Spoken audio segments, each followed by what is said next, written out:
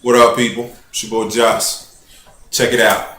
I'm gonna hold up. There you go. Check it out. Was doing the trucking things. I got some more to add to it. A few more coming to it down the line. This one I put together. Instead of trying to, I'm gonna bounce around on it. Y'all know.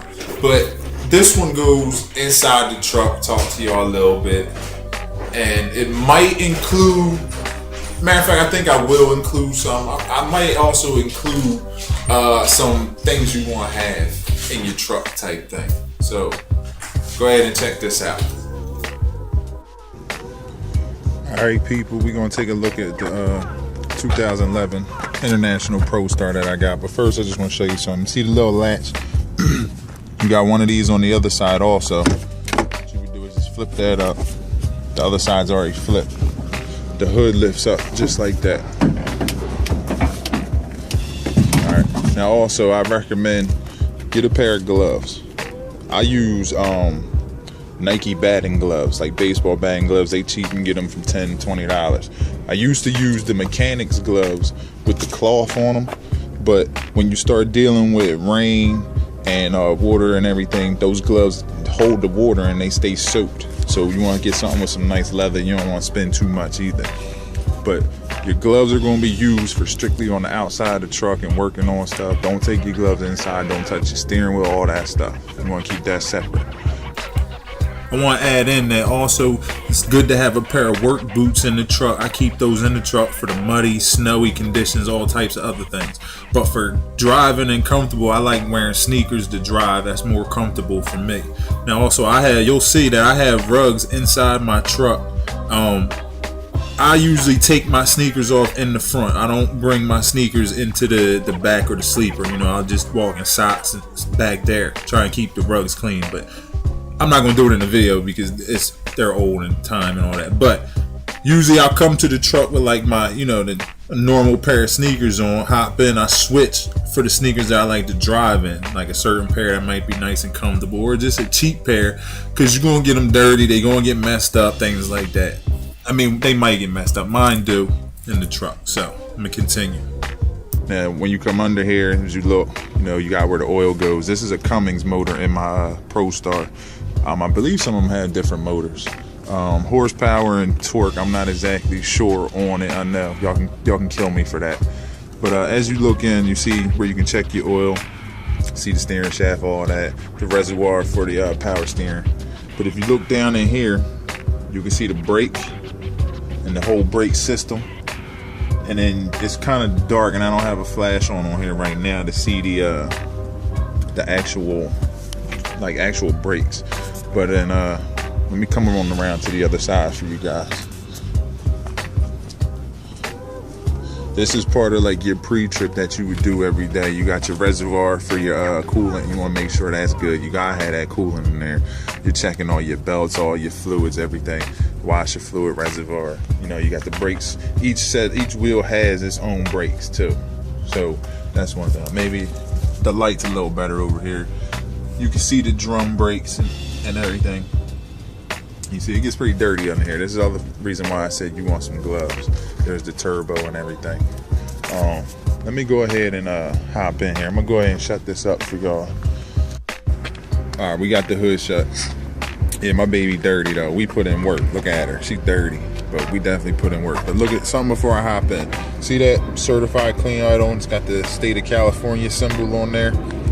What it is now the newer trucks are certified clean idle for the state of California, because you already know about the idle emissions and all that stuff, and the smokestack. Usually when you see us go down the road, you see the smokestack and we're pouring out black smoke out the truck and everything, and they'll have this big round muffler around it. Now they got something called a particulate filter, which somewhere down, all in there, it burns up all that black exhaust coming out. So anything that comes out the stack now is actually just clear smoke coming out.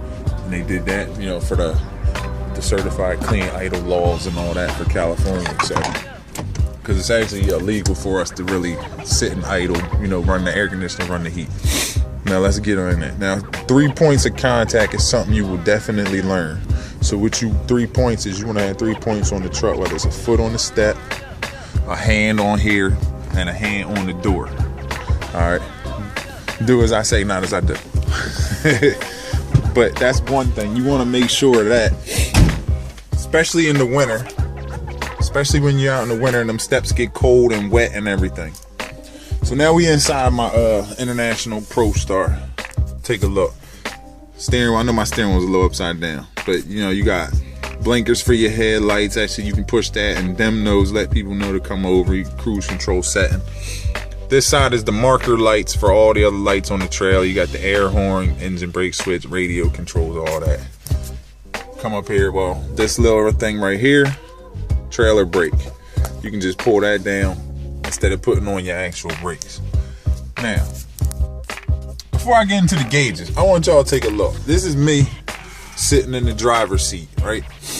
I'm tall, so I kind of keep my air ride seat down low, which the air ride seats have air. You can hold the button, it'll go up, hold the button, it'll go down. Got the lumbar support, all that. You'll probably play with those seats for a while when you get in, because I know I have. But this is what it looks like up here. You see what I mean? There's the wheel and the gauges looking out the window. Now you see what I can see. You see those mirrors on the end? Those are the ones that we use to look down to try to see if there's a car right next to us. Now what I'm gonna do is, it's not gonna look right because of the way I'm backed in, but I'm gonna pan over, and there's my mirror. I'll do this another time in a better situation so you can see without seeing that wall. But that's what it would see that way. And then you come over here. This is what I would see this way. You understand what I'm saying? Now you got the big mirrors. They show right next to you, but then those smaller mirrors down there, they'll show a wider view. You can see 3-4 lanes over on that. All right, here's a pretty good view for you. As I pan left to look in my mirror, notice that in my mirror, you can see how much of the ground you can see. But if you look at the bottom mirror, that gives you a wider angle, you can see those other painted lines over there. You can see the poles and cars, but you don't see that in the main mirror, right? So that's why we have to use those other mirrors. That one would just show me if anybody is down next to me, which I can look down for. Go to the other side. You see what I said? You can see the trailer right there and see them poles close to it. But if you look in that bottom one, it gives you a wider view. Also, so if you're pan across, that one right there shows me if there's a car right next to me, next to my tire in my lane that I might not see. It might be in my blind spot. See what I mean? All right, let's look at some of these gauges real quick. Obviously, you know the tachometer with your RPMs, your miles per hour and all that. You got your engine oil. When mine is up and running, it's about 220. My water temperature gets up around 180 depending. Now as you're pulling more heavier weight or going uphill, the truck is working more, that water gauge will start heating up, going up, then your fan and the engine kicks on and cools it back down and everything. Trans temperature varies depending on, you know, where you're at or how hot it is and everything, how much the truck is working. Oil pressure, when you start it, you know, normal, and everything's warmed up, it'll sit at about 20, but when you're going down the road, it's up around like 35, 40. So let's move on over here. Up here, when it's on, you got all the things that light up. I'll show you that real quick. See all the little things that light up. You can see the voltmeter go up, the air pressure. The volts when you're actually running will be up around 14, 13.6, 14. Y'all just heard the quad count. Fuel gauge, obviously. You can see the air pressure. When that's up and full, it's up at about 120 psi. Got the little gauge down here. It tells you your trip miles and all that type of stuff. Miles on the truck, trip miles. And actually, when you say if you go and get fuel, you can reset that. And it'll keep track of how many miles you're running on that gallon or on that tank. And it'll give you your miles per gallon since you reset. So that way you can keep an eye on. I get about 8 miles to the gallon, 7 to 8 miles to the gallon, depending on the weight, and that's also running 65, 70. You got the work light is for the light on the back of the actual tractor for when you're hooking up hoses and stuff. You got the light switch and all that. Turn signal. Let me come on over here. Now let me show y'all what my gauges look like too. When the lights on, when you got your lights on, see my gauges light up at night. It looks pretty damn decent though when they light up and the switches light up and everything. All right, so When you first get in the truck, you're gonna want like your owner's manual. Check your owner's manual out. Sit there, read that to find out what all your buttons do. Also, another thing, when I looked for the truck, I wanted to make sure how my buttons was set up and everything was how I needed it. Let me add that little gauge that's in the middle. That tells you how much brake pressure you're putting on the brake pedal. You know what I mean? How much pounds per square inch you're putting on the brake pedal. So you got like mirror heat. You throw that on when it's foggy. Your mirrors will clean up, or snow or ice on them, and you'll actually see where the heater coils are on your mirror as it starts to get rid of that. Sleeper temps. That's to adjust the temperature of the vents in the sleeper. I'll get to the sleeper in a second. The fan speed. Engine brake, you got 3 different levels: low, medium, high. I usually run on high, but in the winter, in the snow, ice, or rain, and it's real slick, I might not even use those at all, or I might put it on 1. I'll explain later with while doing that. Because if you keep it on high, once you lift your foot off the gas and nothing's on the clutch, it slows down the engine. So if you're on slick terrain and it goes to slow you down your truck, the trailer's still moving, it can actually make you, lose traction. And you end up jackknifing, which is not a good thing, or sliding off the road, whatever. Fog lights, y'all know what fog lights are. This right here is traction control on and off. Flip that on, flip that off. Power differential lock. What it is I have the twin screws I showed you before. I'll probably throw a picture up on here, the twin screw. The first axle is the one that spins. So let's say you're parked on a slope. Let's say you're on a slope back then. Your truck is over this side. You're back then on a slope. The way it's sitting, the wheels, one set of wheels that the power is going to might not be on the ground, or might not get enough weight to put them on the ground. So you flip that switch. Now it flips it and locks it out till all those back wheels will spin, and to help you get up out of there. Dumping the suspension, when we unhook from a trailer, it's good to just let the air out back there and get out from underneath of it. Or if you need to get under it, it's set too low, dump your air out back under, let it come back up. The fifth wheel, that's what the trailer hooks to on the truck. I'll talk about that later when I get to stuff like that. The parking regen, that's something for the particulate filter with the clean air idle. It'll actually sit here and you flip that on and it burns up all that, like the ash and everything that's in there for a while. Radio, obviously, and you see the little cord coming out. I plug my phone in, listen to the YouTube video. Anybody that's saying this, give me something to ride to. You know what I mean? Put up some stuff to ride to. But you got the compartments, you got the Qualcomm, you got the fuse boxes actually in there. Let me turn on the light for y'all. You see the vent controls, your brakes, trailer brake, tractor brake. Pull your trailer brake out, that puts the brakes on, locks the trailer. Pull that out, puts the brakes on, locks the tractor brakes. Let's see it. Plug outlet. You got 3 cup holders. Even for big sodas, this is a 1 liter soda that fits in there. I think you can fit a 2 liter, but it'll stand up pretty high. Let me take you around real quick.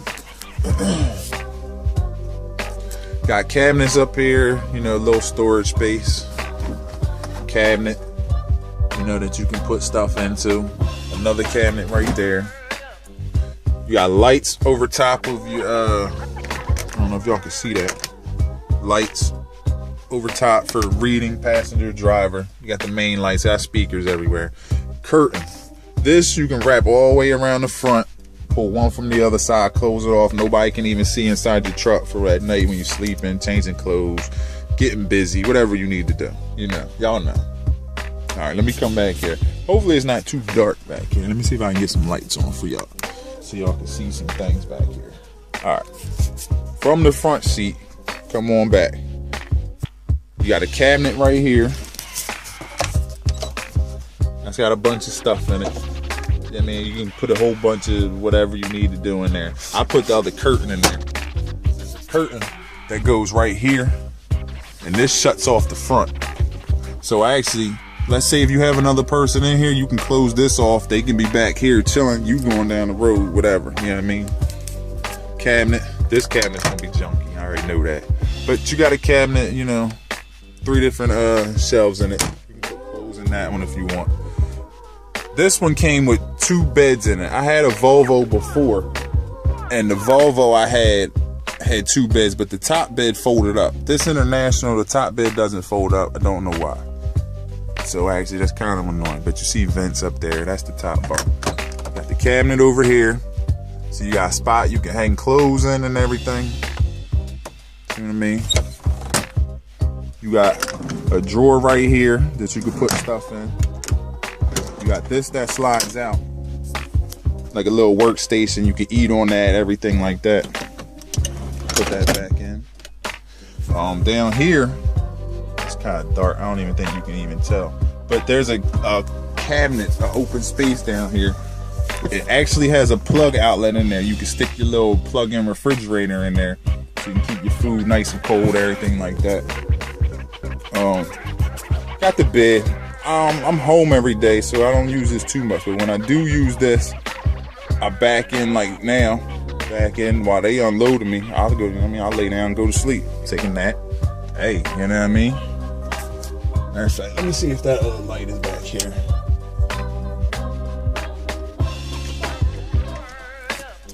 Let's see.